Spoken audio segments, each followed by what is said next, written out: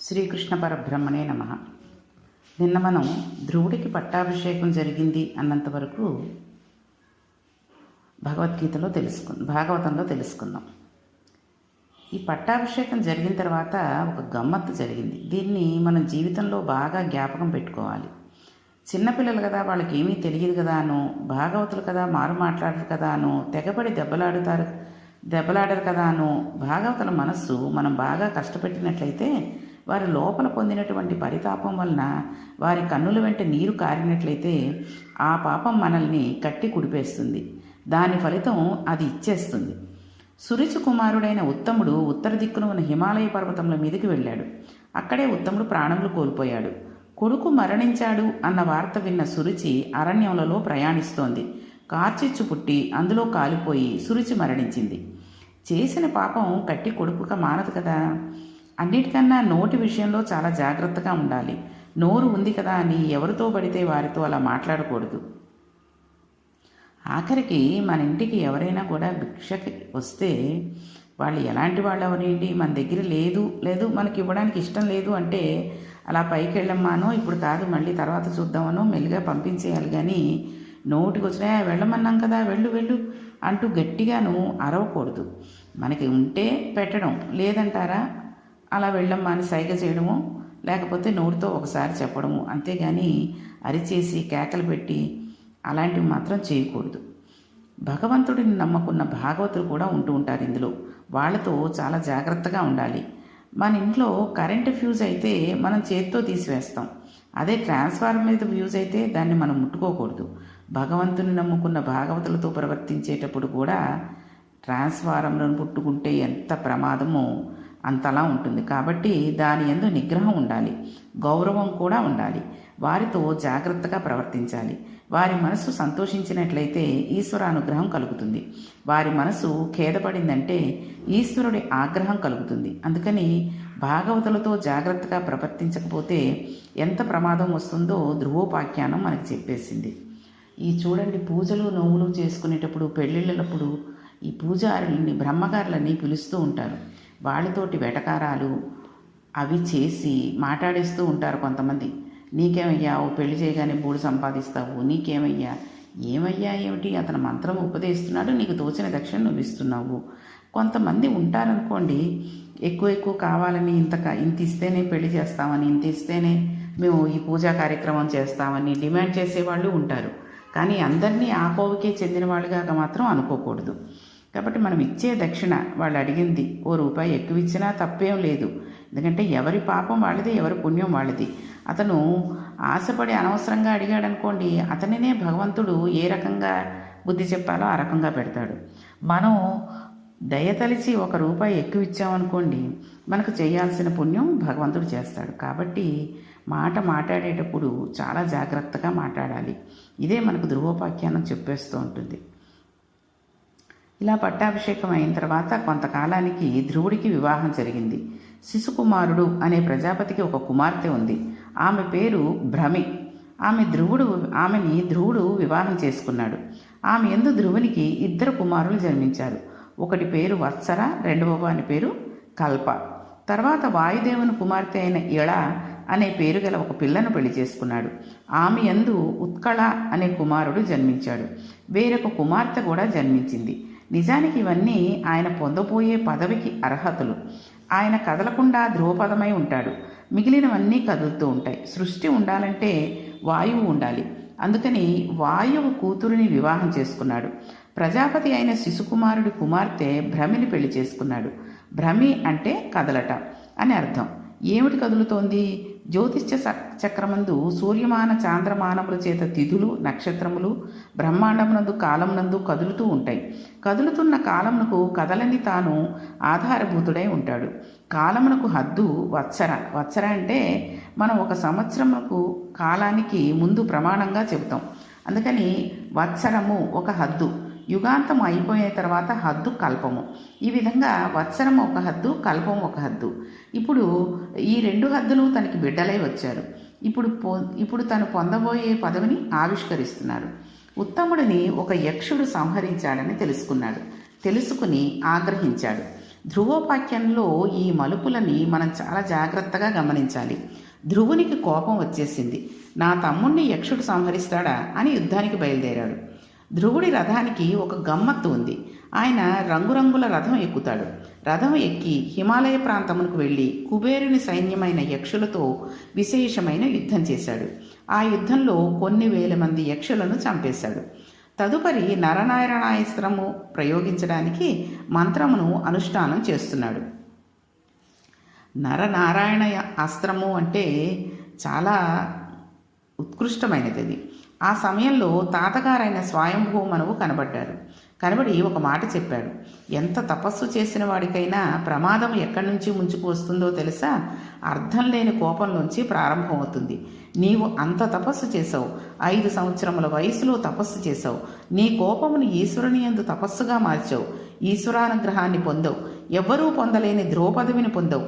ఇంత పొంది ఇన్ని తెలిసి నీ తమ్ముణ్ణి ఒక యక్షుడు సంహరించాడని యుద్ధానికి వచ్చావు. జనన మరణములు ఈశ్వర సంకల్పితంగా జరుగుతాయి. వాటిని పాపపుణ్య ఫలితాలుగా ఈశ్వరుడు అనుగ్రహిస్తాడని మరిచిపోయావు. నీ తమ్ముణ్ణి చంపిన ఆ యక్షుడిని నీవు చంపడంలో దోషం లేదు. కానీ ఇప్పుడు నీవు మొత్తం యక్షజాతిని సంహరిస్తున్నావు. యక్షులు అందరూ కుబేరుడిని సేవిస్తారు. కుబేరుడు అన్నగారంత అనుబంధంతో పరమశివుణ్ణి సేవిస్తాడు. ఇప్పుడు యక్షులకు జరిగిన ప్రమాదము కుబేరుడికి చెవినపడి కుబేరుడికి కలిగిన ఆగ్రహానికి శివుడికి తెలిస్తే నువ్వు ఎంతో ప్రమాదానికి వెళ్ళిపోతావు. మనిషికి కలిగిన కోపానికి ఒక హద్దు ఉండాలి. లేకపోతే ఆ కోపం క్రోధంగా మారిపోతుంది. ఆ క్రోధం అర్థం లేనటువంటి వ్యగ్రతకు వెళ్ళిపోతుంది. ఆ వ్యగ్రతలో నుండి తన పతనాన్ని ప్రారంభమైపోతుంది. చూడండి, తన కోపమే తన శత్రువు అంటారు. ఎక్కువ కోపం తెచ్చుకుంటే తనకే ప్రమాదం. మనం పొందబోయే పదవి ఏమిటి? నువ్వు చేస్తున్న పని ఏమిటి? నువ్వు ఇటువంటి పని చేయకూడదు. అందుకని ఇప్పటి వరకు నువ్వు చేసిన సంహారం చాలు. ఇప్పటికైనా నా మాట విని నరనారాయణ అస్త్రమును ఉపసంహరణ చేసి నువ్వు నీ ధనస్సును పక్కన పెట్టి రాజధానికి వెళ్ళిపో అన్నాడు. ఆయన ఎటువంటి మాట చెప్పాడు అంటే, ఒకరిని గురించి ఇంతమందిని చంపడం మన కులంలో పుట్టినవాడు చేయవలసిన పని కాదు. మన వంశము ఎటువంటి వంశము? నేను నీలాంటి మనవడిని పొంది సంతోషించాను. ఇదా నీవు చేయవలసిన పని? ఆపు చేసి అంతఃపురానికి వెళ్ళిపో అన్నాడు. సాధారణంగా మనుష్యుడు ఒక స్థితిని పొందిన తర్వాత వేరొకరి మాట వినడు. వాడు చెప్పేదేమిటి, నేను వినేదేమిటి అంటాడు. అలా వినగలగడం చాలా గొప్ప విషయం. ధ్రువుడు తాతగారు చెప్పిన మాట విన్నాడు. అది అతని గొప్పతనం. ధ్రువుడు తిరిగి అంతఃపురానికి వెళ్ళిపోతుంటే కుబేరునికి ఈ వార్త తెలిసింది. తాతగారు చెబితే ఇంత కోపమును కుబుసం వదిలినట్టు వదిలేసి ధ్రువుడు ఇంటికి వెళ్ళిపోతున్నాడని తెలుసుకున్నాడు. పెద్దల మాటలు విన్న పిల్లలు ఎటువంటి వరములు పొందుతారో చెబుతోంది ధ్రువోపాఖ్యానం. చూడండి, మన ఇంట్లో పెద్దవాళ్ళు ఉంటారు. తాతగారు, అమ్మమ్మ, నాన్నమ్మ ఇలాంటి వాళ్ళు ఉన్నప్పుడు ఈ మనవరాళ్ళకిను ఏదో చెబుతూ ఉంటారు. అలా చేయకూడదు, ఇలా చెయ్యమ్మా, అలా చెయ్యమ్మా అని వచ్చి ఎప్పుడు అలా చెప్తూ ఉంటారులే. నాన్నమ్మ తాతగారును అది వినకు, అమ్మమ్మ వాళ్ళు అలా చెప్తూ ఉంటారులే, నువ్వేం పర్వాలేదు ఇలా చేసి అంటారు. వాళ్ళకు సెల్ ఫోన్ ఇచ్చి భోజనం పెట్టడము, సెల్ ఫోన్ ఇచ్చి ఆడుకోమనడము, వాళ్ళ పనులు వాళ్ళు చేసుకోవడము చేస్తూ ఉన్నారనుకోండి. అస్తమాటు ఆ సెల్ ఫోన్ అయితే పిల్లల కళ్ళు పాడైపోతాయమ్మా, పిల్లలు పాడైపోతారు అని చెప్తూ ఉంటారనుకోండి. ఇంకొక ఆప్షన్ లేదండి అంటారు. ఆప్షన్ లేకపోవడం ఏంటి? ఏ కథ చెప్తూనో ఏ ఆడిస్తూనో పిల్లలకు అన్నాలు పెట్టేయాలి. అంతేగాని ఆ సెల్ ఫోన్ తోటి వాళ్ళు ఊరుకుంటున్నారు కదా అంటే అదే జీవితం అయిపోతుంది. కాబట్టి మనం పెద్దవాళ్ళు చెప్పిన మాట వినాలి అనే విషయం ఇక్కడ ధ్రువోపాఖ్యానం చెబుతుంది. ధ్రువుడంతటి వాడే విని తాతగారి మాట విని అంత కోపాన్ని తగ్గించుకున్నాడు అంటే మనం ఎంతటి వాళ్ళమండి? ఈ ధ్రువోపాఖ్యాన్ని సమాజంలోని అన్ని వర్గముల వారు వినాలి. పిల్లలు వింటే వారి జీవితంలో ఎలా ప్రవర్తించాలో అర్థమవుతుంది. పెద్దలు వింటే వారికి పిల్లల పట్ల ఎలా ప్రవర్తించాలో తెలుస్తుంది. సమాజంలోని పెద్దలు వింటే గురువులు సమాజమును ఎలా మార్చుకోవాలో తెలుస్తుంది. పాలకులు వింటే తన క్రోధాన్ని ఎలా నిగ్రహించుకోవాలో తెలుస్తుంది. ధ్రువోపాఖ్యానంలో లేనిది అనేదే లేదు. పరమేశ్వరుని వాత్సల్యం తెలుస్తుంది. ఇంత గొప్పది ధ్రువోపాఖ్యానం. ధ్రువుడు తిరిగి అంతఃపురానికి వెళ్ళిపోయాడు. కుబేరుడు వచ్చాడు. నీకు ఎంతో కోపం వచ్చిందట. కొన్ని వేల మంది యక్షులను సంహరించావట. అంత కోపంతో ఉన్న మా వాళ్ళు నీ మీద కలియబడుతుండగా తాతగారు వచ్చి ఇంకో యుద్ధం చెయ్యకు అనేసరికి ఆయన మాట విని యుద్ధం మానివేశావు. నరనారాయణాస్త్రం అని ఉపసంహరించుకున్నావు. నీలాంటి వాణిని చూడడం నాకు మిక్కిలి సంతోషం కలిగించింది. నీకు కావలసిన వరం కోరుకో. నీవు కోరుకున్న వరమును నీకు ప్రసాదిస్తాను అన్నాడు. అప్పుడు ధ్రువుడు అన్నాడు, అప్పుడు నా బుద్ధిలో చిన్న వైక్లభ్యం వచ్చింది, కోపం వచ్చింది. నేను ఎంతో పాపం చేశాను. అందుకని కుబేరా, నీవు నాకు వరం ఇస్తే ఏ వరం ఇస్తావో తెలుసా? నా బుద్ధి రాత్రి అనక పగలనక ఏ కాలమునందు కూడా భగవంతుని పాదార విందముల నుండి విస్మరణము లేని నామమును చెబుతూ తరించిపోయేటటువంటి భక్తి నాకు నిర్హేతుకముగా నీ వరము చేత కటాక్షింపబడుగాక అని అడిగాడు. ఇది వ్యక్తి కోరుకోవలసింది. దిద్దుబాటును అడగాలి. కోపం ఉన్నంతసేపు మనస్సు ఈశ్వరుని పాదములను వదిలిపేస్తుంది. కాబట్టి మనకి ఎవరూ కనిపించరు, దేవతలు ఎవరూ కనిపించరు. దేవుడు వరాలు ఇవ్వడం అనుకోండి, వరాలంటే కొన్ని ఇస్తాడు, కనబడడు. ఎందుకు? మనం ఇంత సరైన కోరిక కోరుకోం.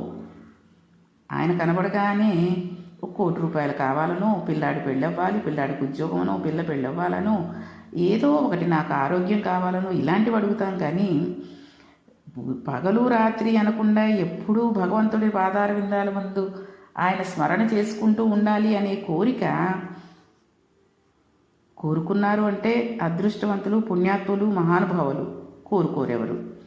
కుబేరుడు సంతోషంతో ఆ వరమును ధ్రువునకు అనుగ్రహించాడు. దానితో ధ్రువుడు అపారమైన భక్తి సంపన్నుడు అయిపోయాడు. రాజ్యమును పరిపాలించాడు. కుమారుడికి పట్టాభిషేకం చేశాడు. వృద్ధుడైపోయాడు. బదరికాశ్రమంకు చేరాడు. అందుకే జీవితంలో బదరి వెళ్ళండి అంటారు.